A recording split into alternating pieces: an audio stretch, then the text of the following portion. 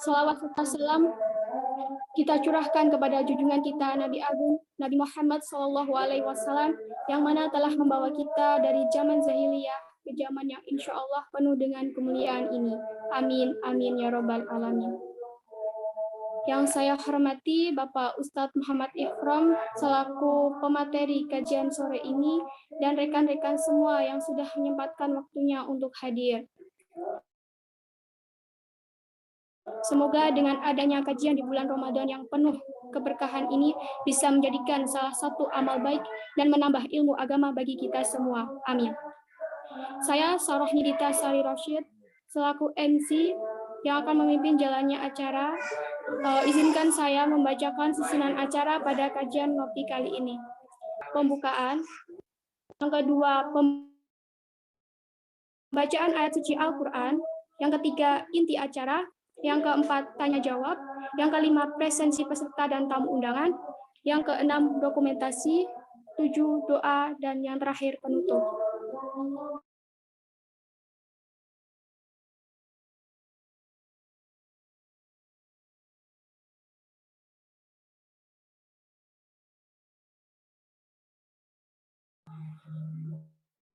Memasuki acara yang pertama yaitu pembukaan.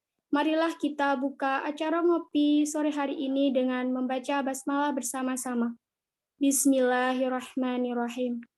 Dilanjutkan dengan acara yang kedua yaitu pembacaan ayat suci Al-Quran. Bagi panitia yang bertugas, waktu dan tempat saya persilahkan.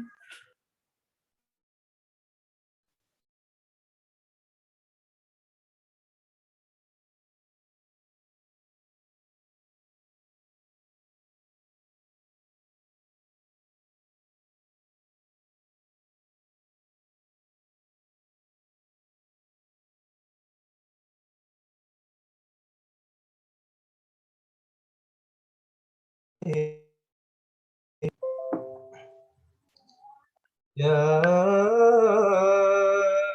أيها الذين آمنوا كتب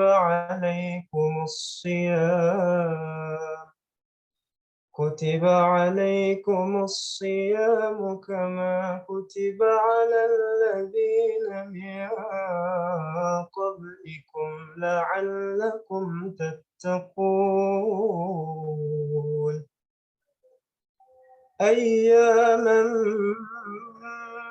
معدودات فمن كان منكم مريضا أو على سفر فعدة من أيام أخر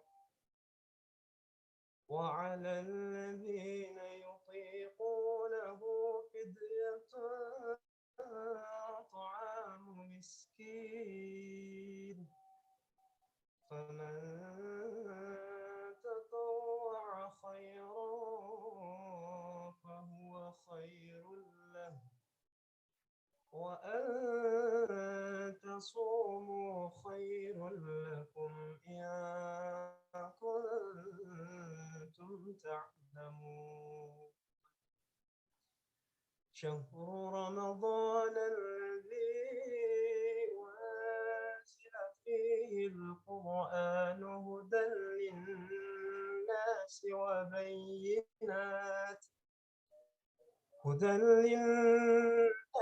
وبينات من الهدى والفرقان فمن شهد منكم الشهر فليصم ومن كان مريضا أو على سفر فعدة من أيام أخر يريد الله بكم اليسر ولا يريد بكم العسر ولتكملوا العدة ولتكبروا الله على ما هداكم ولعلكم تشكرون Sadaqallahul azim. Wassalamualaikum warahmatullahi wabarakatuh. Waalaikumsalam warahmatullahi wabarakatuh. Alhamdulillah, semoga dengan dibacakannya ayat suci Al-Quran dapat menambah lancarnya kajian sore ini, dan semoga kita semua mendapat keberkahan kelak di hari akhir nanti. Amin. Beranjak ke acara yang kedua, yaitu inti acara. Karena di room zone Ustadz Muhammad Ihram belum hadir, mohon ditunggu sebentar ya teman-teman.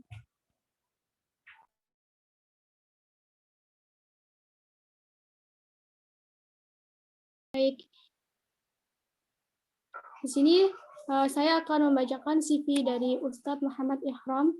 Beliau merupakan dosen UIN Has Jember dengan alamat Desa Kelompangan, Kecamatan Ajung, Jember, Jawa Timur. Pendidikan yang ditempuh di SD Negeri Kelompangan Ajung, Jember, MTS Miftahul Ulum Pondok Labu Ajung, Jember, MA Nurul Jadid Paiton Probolinggo, S1-nya Sistan di Estain Jember, S2-nya di UIN Sunan Kalijogo Yogyakarta. Untuk organisasinya yaitu Dewan Pakar DMI Jember, kemudian RNI PCNU Jember. Untuk pendidikan non formalnya di Pondok Pesantren Naudatul Wildan, Pondok Pesantren Al-Inaroh Jember, Pondok Pesantren Nurul Jadid Paiton Probolinggo, Pondok Pesantren Yadrus Solihin Jember, Pondok Pesantren Sunni Darussalam Yogyakarta. Berikut merupakan pembacaan CV dari pemateri kita. Baik, selanjutnya yaitu merupakan acara yang kita tunggu-tunggu dari tadi kepada Ustadz untuk pemaparan materinya selama 60 menit dan tanya jawab selama 30 menit. Waktu dan tempat saya persilahkan Ustadz. Baik, terima kasih. Suara saya jelas, Mbak ya? Jelas, Bapak. Ya, terima kasih. Assalamualaikum warahmatullahi wabarakatuh. Alhamdulillah, salatu wassalamu ala rasulillah, Sayyidina Muhammadin ibn Abdillah, ma'ba'du. Qala Allah Ta'ala fi kitabihil munazzal, a'udzu billahi minasyaitonir rajim, bismillahirrahmanirrahim, ya ayyuhalladzina amanu kutiba alaikumus syiyam, kama kutiba alal ladzina min qablikum la'allakum tattaqun. Wa qala Nabi sallallahu alaihi wasallam, Bunyal Islam ala khamsin, syahadati an la ilaha illallah wa anna Muhammadur Rasulullah, wa iqamis shalah wa ita'iz zakah wa hajjil baiti wa shaumi Ramadan. Rawahul Bukhari wal Muslim. Pada teman-teman ini di bawah prodi apa, Pak?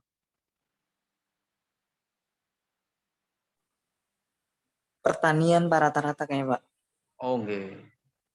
Teman-teman pertanian yang dirahmati Allah, syukur alhamdulillah kita di sore hari ini bisa bertemu bermuajahah dalam majelis ilmi, ngaji tentang beberapa hal, diantaranya adalah kewajiban dan keutamaan bulan Ramadan serta anjuran untuk menjaga anggota badan.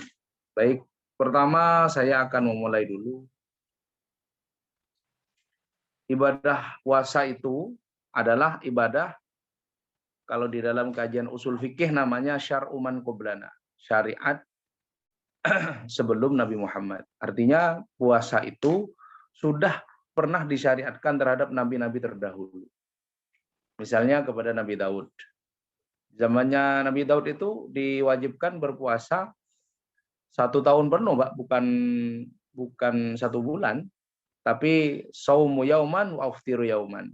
Puasanya 1 hari, tidak puasa 1 hari. Misalnya Senin puasa, Selasa enggak. Rabu puasa,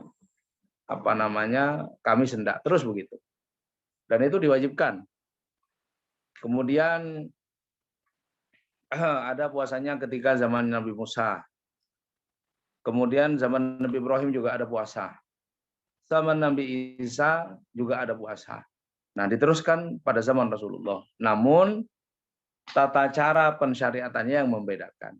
Di zaman Rasulullah ini kemudian kita dianjurkan untuk berpuasa 1 tahun sekali. Dan dalil tentang kewajiban berpuasa jelas. Di dalam Al-Quran Allah mengatakan, ya alladzina amanu kutiba alaikumusiyam kama kutiba alal ladzina min qablikum la'allakum tattaqun. Wahai orang-orang yang beriman, kata Allah, diwajibkan atas kalian berpuasa sebagaimana diwajibkan atas orang-orang sebelum kamu. Berarti sebelum Nabi Muhammad puasa itu memang sudah ada. Tujuannya adalah la'allakum tattaqun. Tujuan dari adanya berpuasa itu adalah menjadikan orang lebih bertakwa lagi ketika di bulan Ramadan. Kemudian hadis qudsi juga mengatakan kullu amal ibni adam lahu illa siyam fa innahu li wa ana ajzi bi. Kata Allah dalam hadis qudsi, semua amal perbuatan anak Adam itu adalah untuknya. Zakat itu untuk kita. Salat itu untuk kita. Haji itu untuk kita. Baca Al-Qur'an itu untuk kita. Illa siyam, kata Allah, kecuali berpuasa. Fa innahu li wa ana ajzi bi. Karena sungguhnya puasa itu, kata Allah, hanya untukku. Dan aku yang akan membalas dengan perbuatan yang dia lakukan. Artinya Ramadan itu, puasa Ramadan itu adalah salah satu momentum di mana Allah memberikan keluasan, kelapangan untuk kita melakukan amal ibadah. Dan Allah kemudian di beberapa hadis mengatakan oleh Rasulullah bahwasanya Allah akan melipat gandakan pahala perbuatan kita ketika pada bulan Ramadan. Yang selanjutnya adalah keistimewaan bulan Ramadan. Di bulan Ramadan itu pada tanggal 17 itu ada peristiwa yang namanya nuzulul Quran. Al-Quran pertama kali diturunkan oleh Allah ke bumi itu adalah terletak pada tanggal 17 Ramadan. Di dalam Al-Quran Allah mengatakan syahrul Ramadan alladzi unzila fihil Quran. Bulan Ramadan, di dalam bulan Ramadan, kata Allah, adalah bulan di mana unzila fihil Quran. Aku turunkan Al-Quran. Hudal linnas, sebagai petunjuk bagi manusia. Wabayyanatin minal huda wal furqan, dan penjelas dari adanya petunjuk dan pembeda bainal haq wal batil. Faman syahida minkum asy-syahra falyasum. Man kana maridun aw ala safarin fa iddatun min ayyamin ukhra. Yuridullahu bikumul yusra wa la yuridu bikumul usra wa litukmilul iddata wa la tukabbirullaha ala ma hadakum wa la'allakum tashkurun. Wa la'allakum tashkurun. Maaf Pak, ada gangguan sebentar ini. Dikatakan di sini bahwasanya bulan Ramadan itu adalah bulan di mana Allah menurunkan Al-Quran. Dan Al-Quran di sini jelas salah satu nama lain dari Al-Quran atau fungsi lain dari Al-Quran itu adalah hudan, petunjuk, kemudian Al-Furqan, pembeda. Kemudian di sini Allah juga memberikan dispensasi kepada orang-orang yang sakit dan perjalanan terkait pada bulan Ramadan. Umangkana maridon, barang siapa yang pada waktu itu sakit, au ala safarin, atau sedang dalam perjalanan, fa'iddatum min ayyamin ukhor,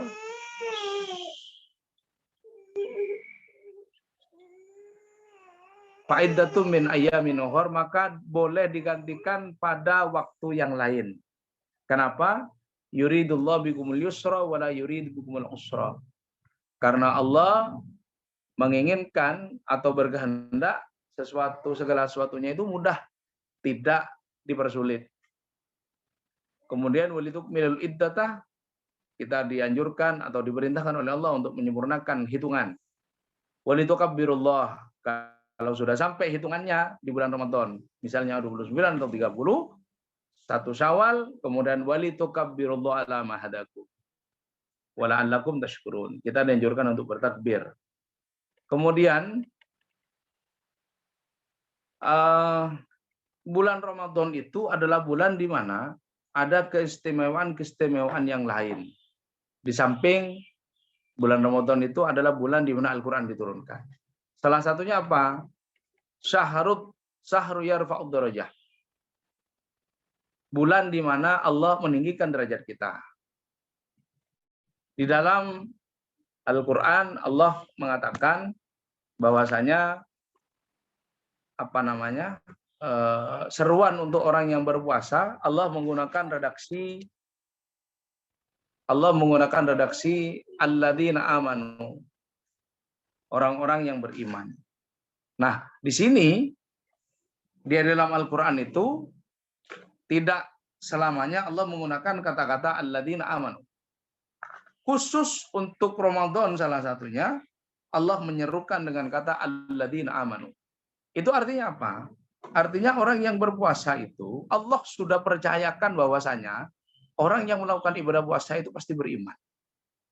Ada iman di dalam hatinya sehingga mereka mau berpuasa. Dan derajat selanjutnya selain alladzina amanu, derajat selanjutnya adalah tattaqun, orang yang bertakwa.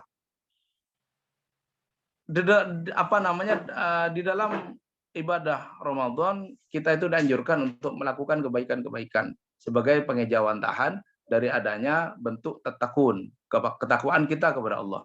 Ketika kita bertakwa kepada Allah, maka derajat alladzina amanu bisa kita dapatkan. Menjadi orang yang muttaqin, orang yang bertakwa bisa kita dapatkan.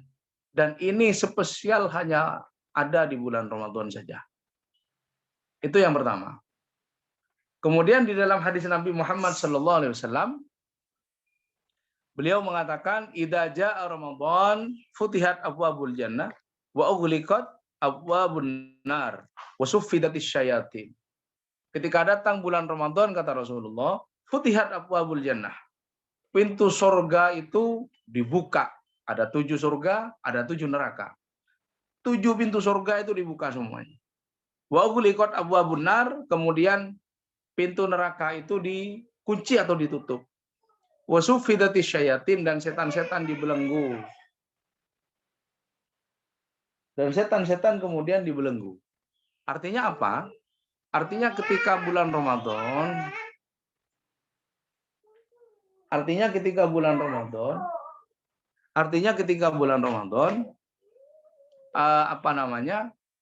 kesempatan kita untuk melakukan ibadah itu sangat banyak sekali, sehingga pintu surga itu dibuka dengan lebar sekali untuk memberikan kesempatan kepada manusia melakukan kebaikan, sehingga tidak ada tujuan lain, yaitu linailil jannah was sa'adah, untuk mendapatkan surga dan keberuntungan di dalam surga. Kemudian wa ughliqat abwabun nar, pintu neraka kemudian ditutup oleh Allah. Itu artinya apa? Orang yang melakukan ibadah puasa bisa dikatakan sangat rentan untuk apa? Bukan sangat rentan ya, sangat minimal sekali untuk melakukan perbuatan maksiat kepada Allah. Sehingga pintu neraka ditutup oleh Allah saking sedikitnya orang yang melakukan maksiat. Wasuffidatis syayatin, setan-setan kemudian dibelenggu oleh Allah. Setan dibelenggu. Kenapa kok dibelenggu? Karena kalau orang berpuasa itu sulit untuk bisa diganggu. Cuma di dalam di dalam beberapa hal ada penjelasan lain oleh ulama bahwasanya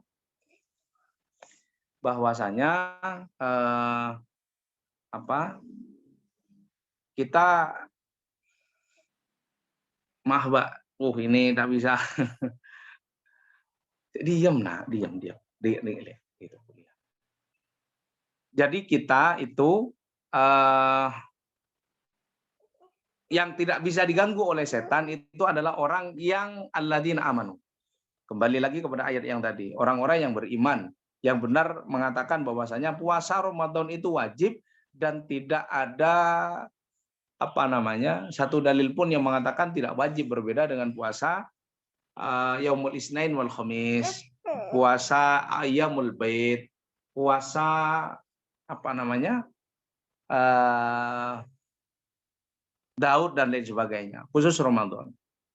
Kemudian yang kedua, puasa Ramadan itu sebagai kontrol syahwat. Keutamaan lain di bulan puasa itu adalah kita bisa mengontrol syahwat. Ketika syahwat berhasil dikontrol, akan terhindar dari godaan setan karena syahwat merupakan pintu masuk utamanya. Syahwat kita itu. Jika setan tidak menggoda, akan terhindar dari perbuatan maksiat. Itu pasti. Imam Al-Ghazali di dalam kitab Ihya Ulumuddin mengatakan sumber utama perbuatan maksiat adalah hawa nafsu. Sementara bahan bakar nafsu itu sendiri adalah makanan.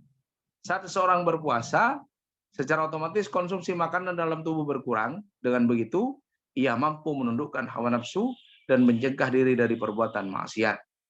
Itu bisa dilihat di dalam kitab Ihya Ulumuddin juz 3 halaman 35. Makanan itu adalah sumber utama bagaimana syahwat itu bisa tinggi. Jadi orang kalau berpuasa atau tidak makan, itu hawa nafsunya atau nafsunya bisa terkontrol dan bisa ditundukkan. Kenapa? Karena makanan nafsu dikatakan adalah makanan yang kita makan. Baik nasi, roti, dan lain sebagainya. Jadi bulan Ramadan adalah bulan untuk mengontrol syahwat kita. Yang ketiga, dilipat gandakan pahala di bulan Ramadan itu. Ada yang mengatakan 10 kali lipat, bahkan mengatakan 700 kali lipat. Ada yang mengatakan tidak terhingga. Bagaimana kalau kita tahu pahala Lailatul Qadar? Misalnya, dikatakan Lailatul Qadri khairun min alfi syahrin. Lebih bagus ibadah ketika kita bisa mendapatkan Lailatul Qadar itu daripada 1000 bulan. Kita tinggal bisa mengalihkan itu. Kalau 1000 bulan itu kira-kira usia manusia 800 sekian tahun. Tapi kan tidak ada umur manusia 800 sekian tahun. Jadi pahalanya bisa berlipat ganda. Kemudian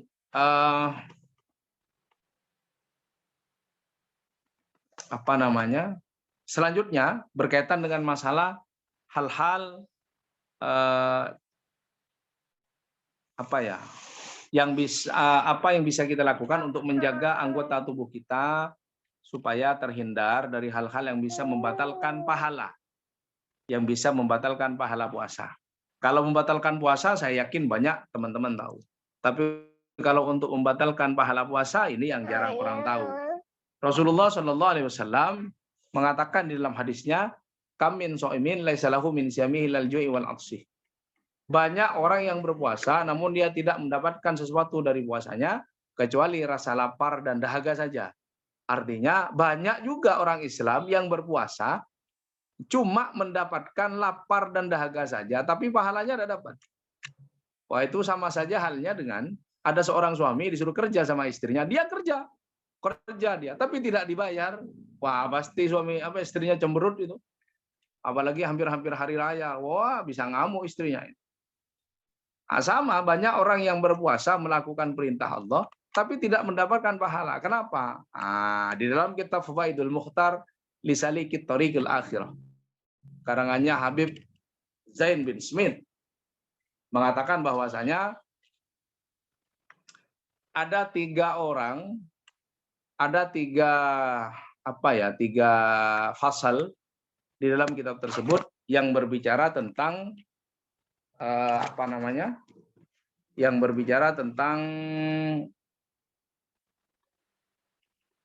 atau mengomentari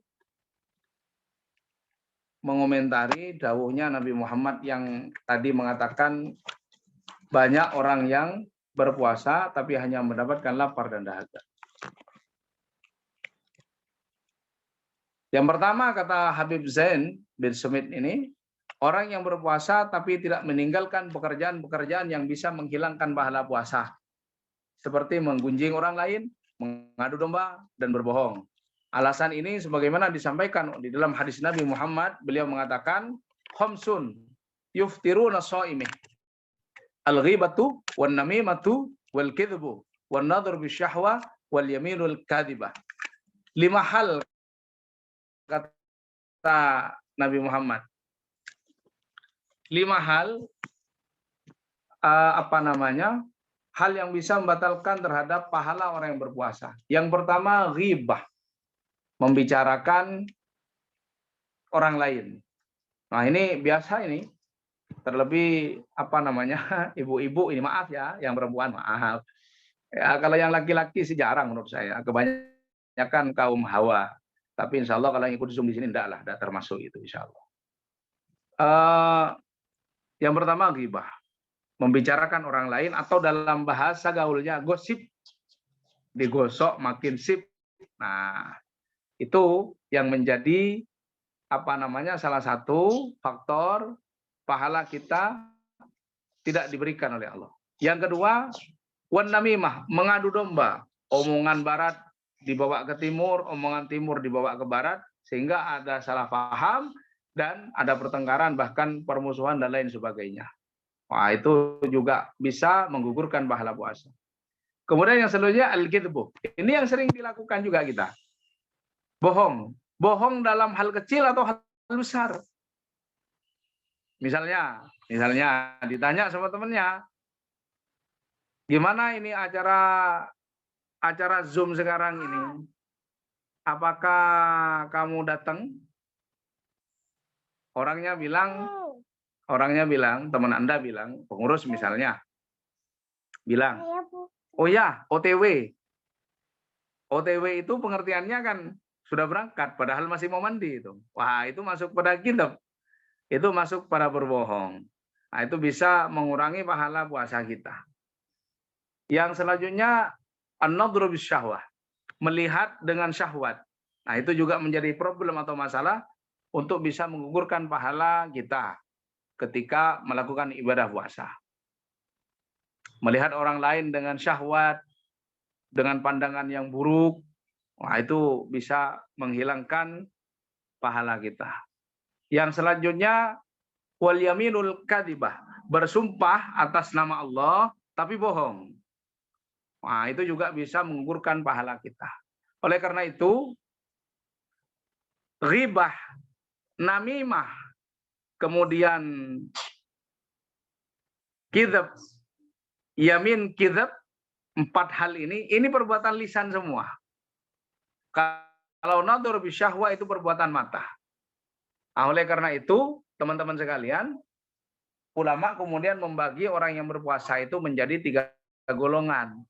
Ada shaumul awam atau shaumul am, ada shaumul khas, ada shaumul khawasil khas.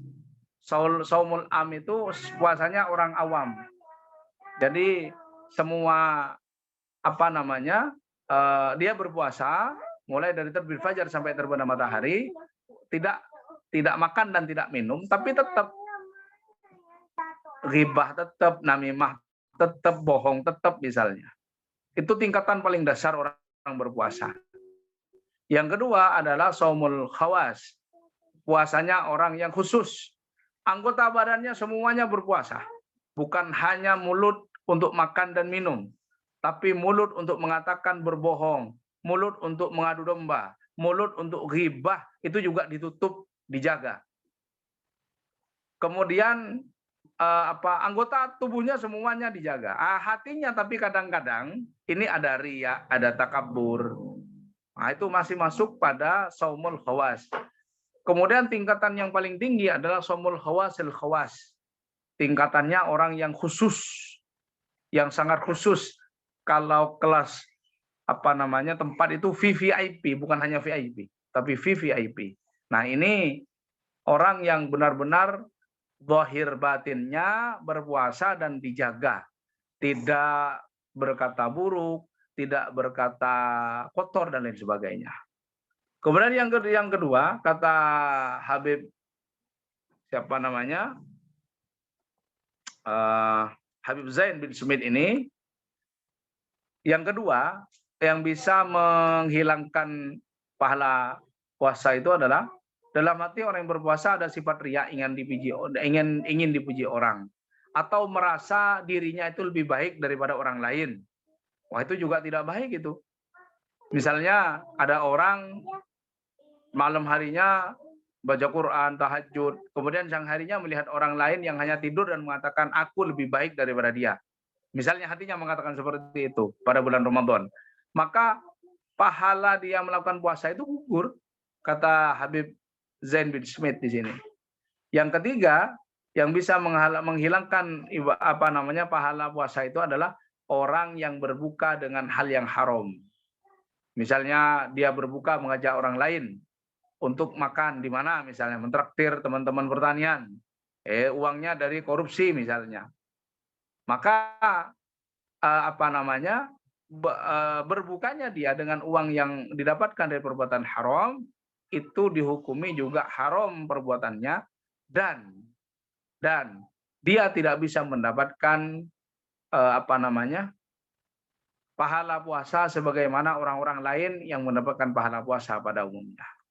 Mungkin itu dulu yang bisa saya sampaikan, kurang lebihnya mohon maaf. Assalamualaikum warahmatullahi wabarakatuh. Waalaikumsalam warahmatullahi wabarakatuh. Terima kasih Bapak. Untuk acara selanjutnya yaitu sesi tanya jawab. Bagi rekan-rekan semua yang ingin bertanya bisa raise hand atau apabila ada kendala bisa menulis di kolom chat.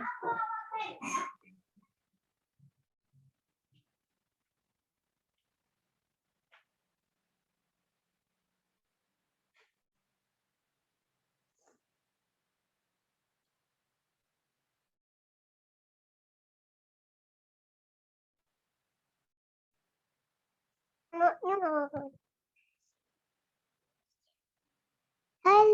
Bapak.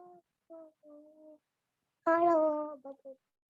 Baik, untuk Saudara Hamzah dipersilahkan untuk menyampaikan pertanyaannya. Baik, terima kasih atas waktunya. Permisi Ustadz, izin bertanya. Iya, monggo. Bulan Ramadan ini kan semua setan itu dibelenggu Ustadz. Nah, namun dalam keseharian atau dalam kasusnya itu kan banyak orang-orang yang masih belum melaksanakan ibadah puasa, padahal tidak ada alasan untuk mereka meninggalkan kewajibannya. Entah itu mungkin sebelum Ramadan beralasan bahwa godaan setan, mungkin seperti itu Ustaz. Namun di bulan ini kan semua godaan itu dikurung oleh Allah. Jadi yang ingin saya tanyakan itu sebenarnya dalam kasus tersebut yang salah itu apanya nih Ustaz? Terus bagaimana cara kita untuk merubah perilaku tersebut? Terima kasih Ustaz.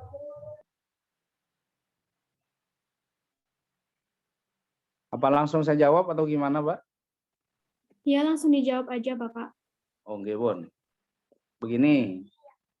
Pertama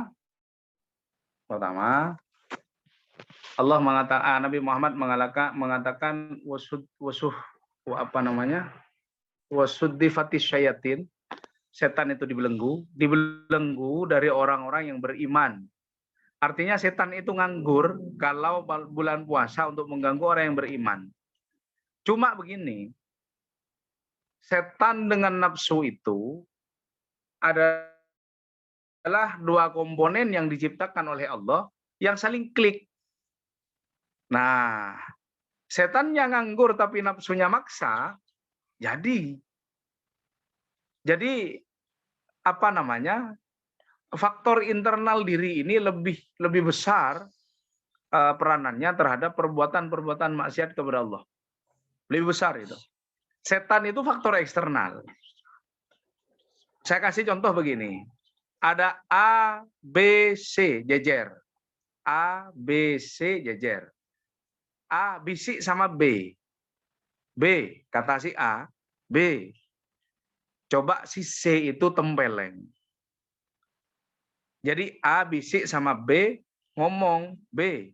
Si C itu tempeleng. Pertanyaan saya kemudian, yang punya yang punya peran besar untuk menempeleng si C itu A apa B? Pasti yang B, karena si A cuma pembisik. Begitupun kita, ketika kita dibisiki oleh bisikan tidak baik dari setan, penentunya kita. Bukan 100% menyalahkan setan, tidak. Penentunya kita tetap. Maka ketika kita melakukan perbuatan tidak baik, kita periksa dulu bagaimana niatan kita ketika di bulan Ramadan misalnya. Bagaimana niatan ketika awal ibadah Ramadan itu kita jalankan. Apakah kita sudah benar-benar niat mukhlisin lahuddin, murni karena perintah Allah misalnya. Atau jangan-jangan kita hanya ikut-ikutan saja misalnya. Nah, itu harus jelas. Jadi ibadah Ramadan itu adalah ibadah individual yang masing-masing orangnya punya niatan masing-masing dan punya usaha masing-masing. Tapi tetap semuanya berujung kepada Allah. Jangan pernah lupa berdoa, memohon kepada Allah supaya terbebas dari gangguan setan. Seperti di dalam kalimat ta'awud. Di dalam Al-Quran Allah mengatakan, "Fa idza qara'tal Qur'an fasta'id billah." Ketika kalian membaca Al-Quran, kata Allah, "Fasta'id billah." Maka mintalah tolong kepada Allah. Dengan apa? Kalimat ta'awud. A'udzu billahi minasyaitonir rajim. Itu. Kemudian tadi ada di bawah itu. Coba dibacakan, Mbak. Pertanyaan di itu. Pesan. Baik, Bapak. Dari Yasmin Azizah, ada yang bertanya, Assalamualaikum Ustadz, saya ingin bertanya yang haram Ustadz, jika kita ditraktir berbuka dengan kawan yang kita tidak tahu uang yang diperoleh ternyata haram, apakah hukum kita berbuka masih haram atau diperbolehkan? Baik. Untuk kasus itu, ketika kita ditraktir orang, uangnya dari uang haram, misalnya dari penjualan miras, penjualan narkoba, atau dari korupsi, maka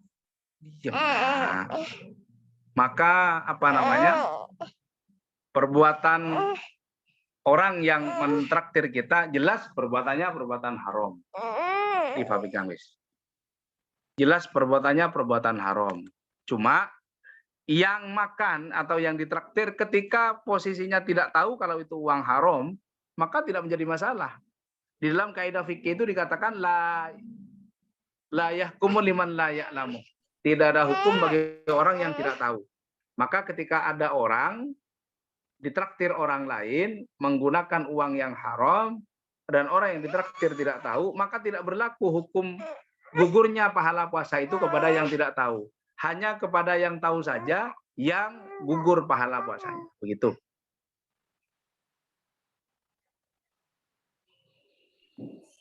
Baik, dari penanya, apakah ada tanggapan atau sudah dirasa cukup?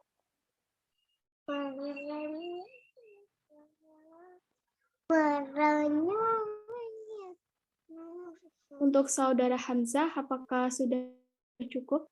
Baik, untuk Yasmin sudah cukup. Ada yang ingin ditanyakan lagi dari teman-teman?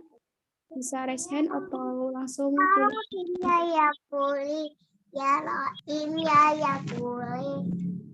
Ya Rahim ya boleh. Baik, untuk saudara Abdullah bisa langsung bertanya. Baik, Assalamualaikum warahmatullahi wabarakatuh.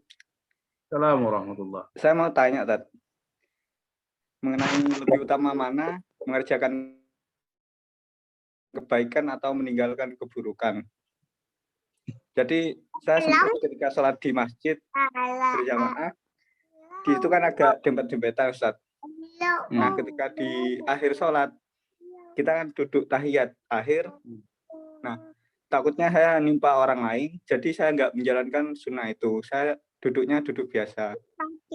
Jadi menurut Ustaz gimana? Lebih baik saya tetap jalankan sunnah, tapi nimpa orang lain di sebelah saya, atau mending nggak usah?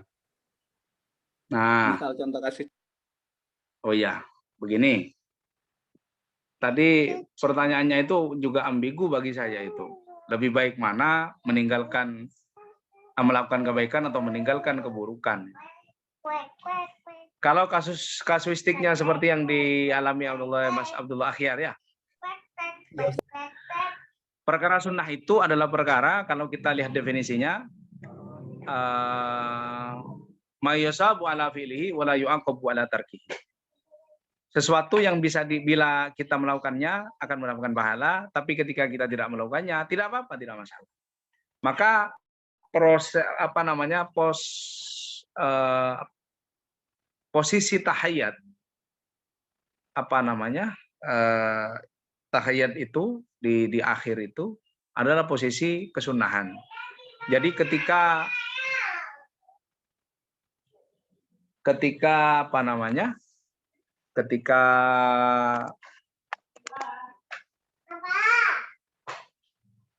Anda melakukan sholat kemudian takut untuk menimpa kaki orang, selama itu tidak menjadi kekurangan di dalam rukun dan syarat sholat yang menjadi hal yang wajib, maka hal itu bisa kita hindari. Seperti yang dilakukan oleh Mas Abdullah Akhyar tadi, itu tidak masalah. Tapi jika itu mengurangi rukun dan syarat sholat kita, nah ini menjadi problem bagi kita sendiri. Maka kita tidak boleh mengurangi rukun dan syarat di dalam adanya perbuatan kita yang berbentuk ibadah sholat tadi. Maka apa yang Anda lakukan kalau bagi saya itu tidak menjadi problem. Terima kasih.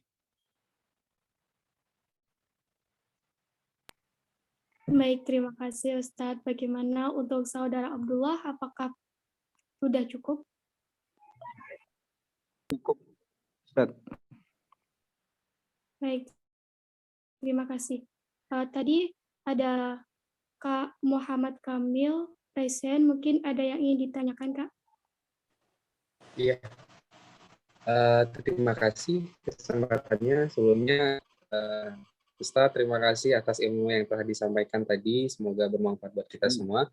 Saya ada pertanyaan, Ustadz, perihal di bulan Ramadan ya, perihal mengenai memberi makan orang yang berpuasa. Sebenarnya ini salah satu pertanyaan sahabat-sahabat saya. Perihal ini saya minta tanggapan Ustadz ketika ada pertanyaan seperti ini, Ustadz. Kan ada itu salah satu riwayat hadis yang diriwayatkan oleh Tirmizi ya. Siapa yang beri makan orang yang berpuasa, maka baginya pahala seperti orang yang berpuasa juga, seperti itu. Nah, ada pertanyaan, gimana kalau ngasih orang makan berpuasa, tapi untuk makannya itu setelah orang yang berpuasa itu membatalkan puasanya. Salah satu contohnya ngasih makan setelah habis sholat tarawih kayak gitu. Apakah itu juga terhitung mendapatkan pahala yang berpuasa? Mungkin seperti itu, Ustaz. Oke, baik. Mas Kamil, hadis tersebut itu tidak akhais sifatnya, tidak khusus tapi ammah, umum. Artinya di situ batasannya adalah bulan, yaitu puasa, atau perbuatan, yaitu adalah puasa. Jadi kenapa sampai di hadis itu yang diriwayatkan oleh Tirmidzi mengatakan bahwasanya orang yang berpuasa kemudian memberi makan, pahala orang yang memberi makan orang yang berpuasa itu sama dengan pahalanya orang yang berpuasa tadi. Kenapa? Karena saking besarnya pahala pada bulan Ramadan. Dikatakan tadi kan, ada yang mengatakan ada ketika orang bersedekah dilipat gandakan 10, ada yang mengatakan 700, ada yang mengatakan tidak terbatas. Hanya Allah yang la ya'lamuhum adadahu illallah. Tidak bisa menghitung berapa banyaknya pahala kecuali Allah yang berikan. Yang pasti syahrul Ramadan syahrus shadaqah. Bulan Ramadan itu adalah bulan sedekah, di mana dianjurkan oleh banyak ulama untuk memberikan sedekah kepada orang lain, baik ketika mau berbuka puasa atau ba'da berbuka puasa. Seperti misalnya ketika kita tadarus di musola itu banyak orang yang ngasih kopi, ngasih teh, ngasih es misalnya, kemudian ngasih gorengan dan lain sebagainya. Nah, ini biasanya yang banyak aktif ini kalau proses begini ini mahasiswa biasanya ya, yang tidak pulang kampung itu biasanya nyari musola, nyari masjid yang ada takjil, yang ada makanan, gorengan, apalagi ada kopi dan rokoknya. Wah, itu afdol sekali itu. Nah, ketika ada orang yang bersedekah seperti itu, apakah pahalanya sama? Karena sifat hadis ini ammah tidak khasais, maka pahala orang yang memberi es, memberi kopi, memberi teh, memberi gorengan kepada orang yang tadarus misalnya, itu sama dengan orang, pahalanya sama dengan orang memberi makan pada waktu berbuka puasa. Jadi kekhususan hadis ini tidak ada, tapi keumuman hadis. Keumuman hadis ini hanya tidak terbatas kepada orang yang mau berbuka saja, tidak. Begitu jawaban saya. Baik, terima kasih Ustadz. Bagaimana untuk Kak Muhammad Kamil? Apakah sudah dirasa cukup? Ya, terima kasih banyak penjelasan Ustadz. Jelas sekali, jazakallah khair.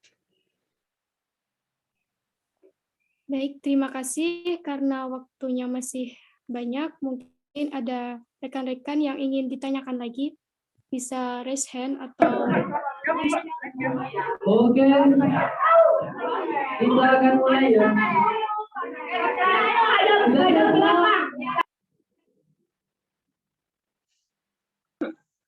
Ramai sekali ya. Mungkin mau berebut bertanya.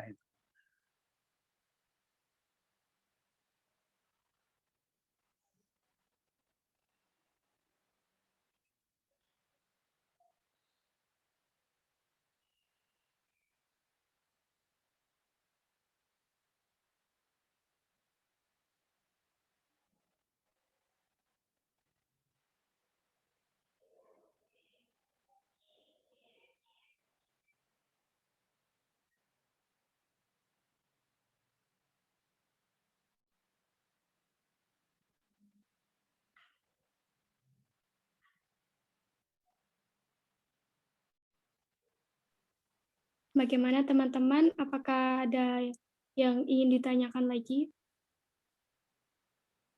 Atau udah dirasa cukup?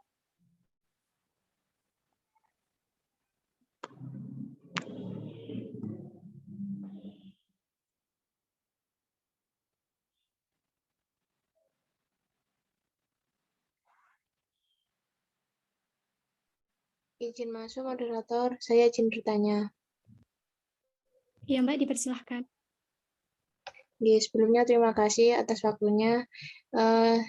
Di sini saya izin bertanya Ustadz, semisal selama puasa ini itu kita tidur terus bermimpi yang bukan mahram.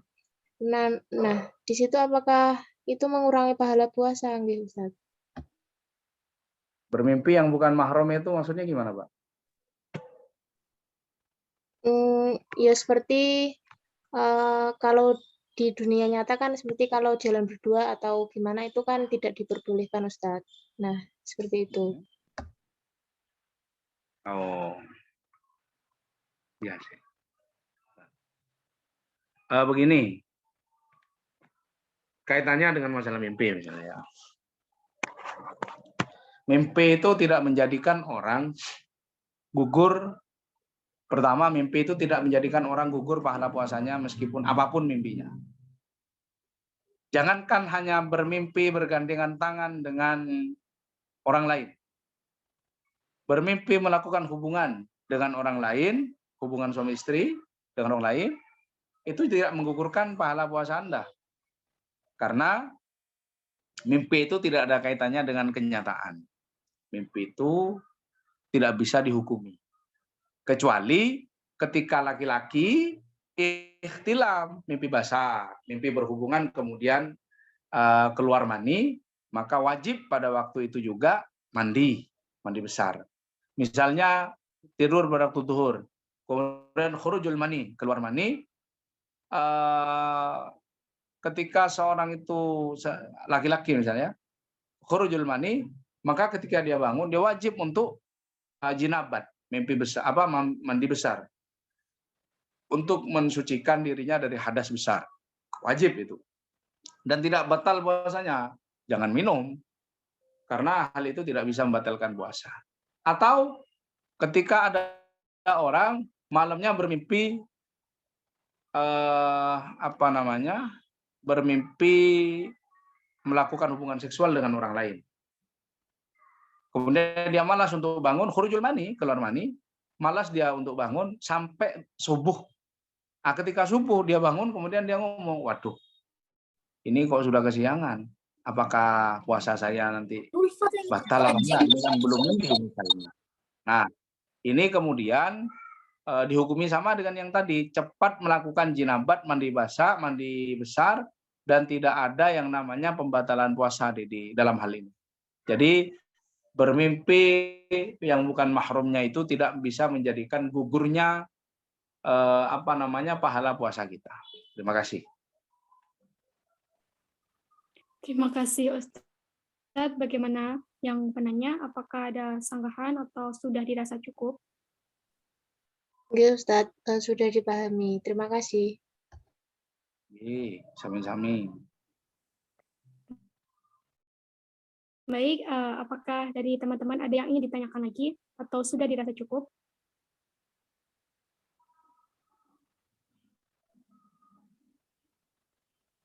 Mungkin sudah dirasa cukup ya.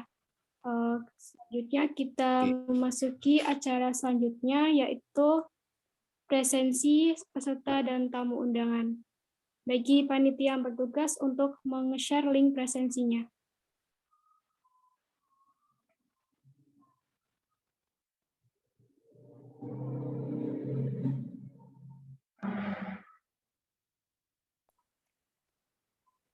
Baik, dipersilahkan untuk presensi terlebih dahulu ya.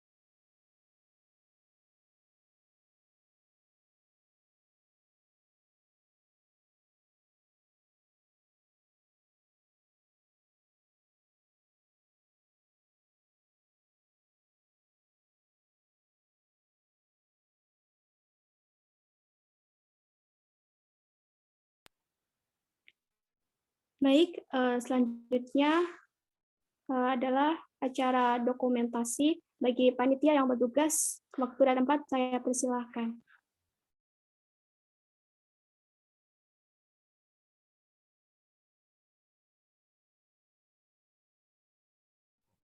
Baik, Assalamualaikum warahmatullahi wabarakatuh. Saya akan melakukan sesi dokumentasi bagi peserta dan panitia, bisa untuk on-cam semua ya.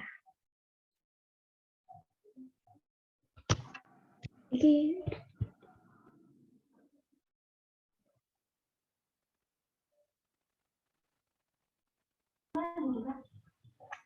Ayo yang peserta dan panitia untuk on-cam semua ya. Ini ada takjilnya ini. Ada takjilnya ini. Wah, kalau ada takjilnya enak ini ya, bisa berbuka bareng. Pertanyaan yang sama, pertanyaan yang sama, Ustaz. Atau kita takjil di rumah masing-masing ini, bukannya lewat Zoom.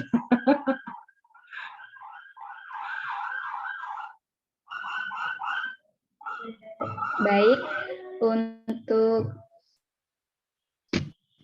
slide pertama, pose ya. 1, 2, 3. Sudah, terima kasih. Baik, terima kasih. Untuk acara selanjutnya yaitu doa yang akan dipimpin oleh Saudara Hayyin. Kepada Saudara Hayyin, waktu dan tempat kami persilahkan. Baik, terima kasih. Assalamualaikum warahmatullahi wabarakatuh. Assalamualaikum. Marilah kita sejenak membaca doa, semoga apa yang kita dengarkan dan mengikuti kajian ini mendapat keberkahan. A'udzu billahi minasyaitonir rajim. Bismillahirrahmanirrahim. Alhamdulillahirabbil alamin. Hamdan yuafi ni'mahu wa yukafi mazidah. Ya Amin. Rabbana lakal hamdu kama yanbaghi li jalikal karim sultanik. Amin. Allahumma sholli ala sayyidina Muhammad wa ala ali sayyidina Muhammad. Allahumma rabbana taqabbal minna sholatana wa siyamana wa ruku'ana wa sujudana wa qu'udana wa tadarru'ana wa tahassu'ana wa ta'abudana wa tamim takfirana ya Allah ya Rabbal alamin. Allahumma inna ala dzikrika wa usrika wa husni ibadatik. Rabbana dhalamna anfusana wa illam taghfir lana wa tarhamna lanakunanna minal khasirin. Rabbana la tu'akhidna in nasina aw akhtana. Rabbana wa la tahmil alaina isran kama hamaltahu 'alal ladzina min qablina. Amin. Rabbana wa la tuhammilna ma la taqata lana bih wa'fu anna waghfir lana warhamna anta maulana fansurna 'alal qaumil kafirin. Allahumma inna nas'aluka salamatan fid din wa afiyatan fil jasad wa ziyadatan fil ilmi wa barakatan fil rizqi wa taubatan qoblal maut Amin. wa rahmatan indal maut wa maghfiratan ba'dal maut. Allahumma hawwin alaina fi sakaratil maut wan najata minan nari wal afwa indal hisab. Rabbana la tu'akhidh qulubana ba'da idh hadaitana wa hab lana min ladunka rahmah innaka antal wahhab. Rabbana ighfir lana wa liwalidina wa li jami'il muslimina wal muslimat wal mu'minina wal mu'minat al ahya'i minhum wal amwat innaka ala kulli syai'in qadir. Rabbana hab lana min azwajina wa dzurriyyatina qurrata a'yun waj'al lil muttaqina imama. Rabbana atina fid dunya hasanah wa fil akhirati hasanah wa qina adzabannar. Allahumma ighfir lana dzunubana wa kaffir anna sayyi'atina wa tawaffana ma'al abrar. Rabbana ij'alni muqimas sholati wa min dzurriyyati. Rabbana wa taqabbal du'a wa adkhilna jannata ma'al abrar ya aziz ya ghaffar ya rabbal alamin. Subhanaka rabbil izzati amma yasifun wa salamun alal mursalin walhamdulillahi rabbil alamin.